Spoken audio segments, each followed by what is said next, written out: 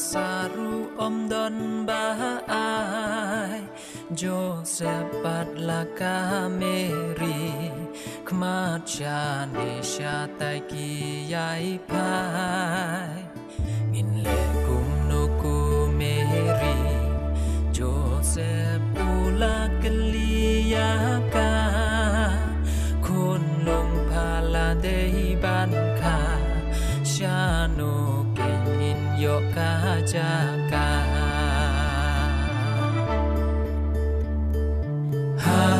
Bên chính kiên cha chính đúng trong cả mi u cho sẽ bắt cả mi ri yên riu kỳ lệ ti đã sul cả ba chân atus ngâu sinh ấy ngâu pa ai cha cả yang Hakpo kameri kun lumbakan ka ya kakala dei kasih lah kiti kira rengkat kakli bagi kerna let ban wat chawei ang ni om don jaka ban sa Asngosen asngorang ni Don jaka banka yutrai jongi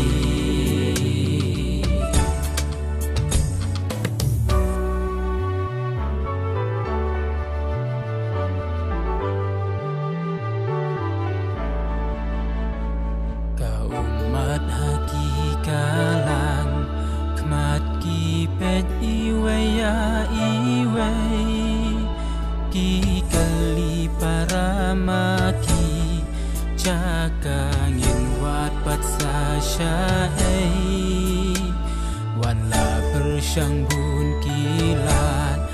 hang nu om don baai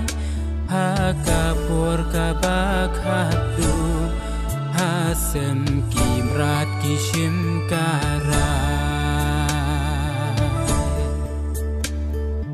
ha peng jing ken ja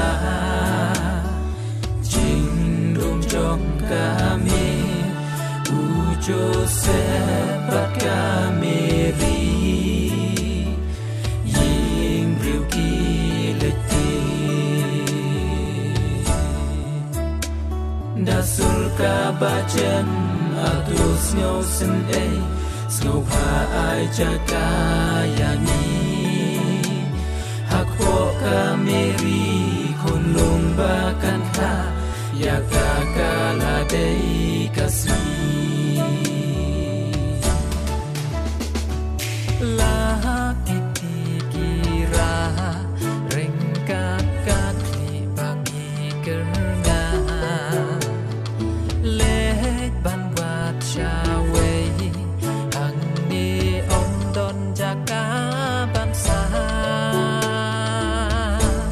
asngo sen asngo rang ni Om don jaga banka yutrai jongi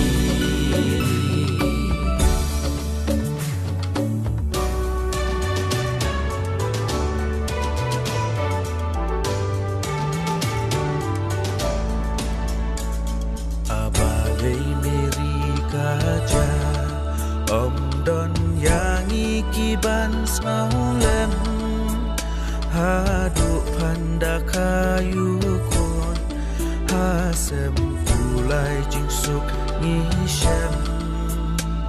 Miri Joseph ki peheki Yukon venkat umat ki jau Kim la shu pantlet jing Jing yaj nanti habakan ma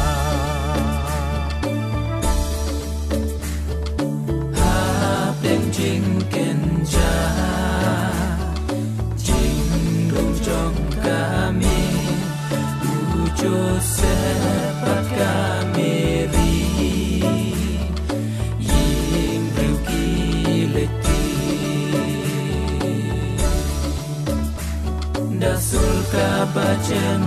atus ngau sin ngau pa ai jaga yani hak po kameri kulung bakan ha ya kakala dei kasih la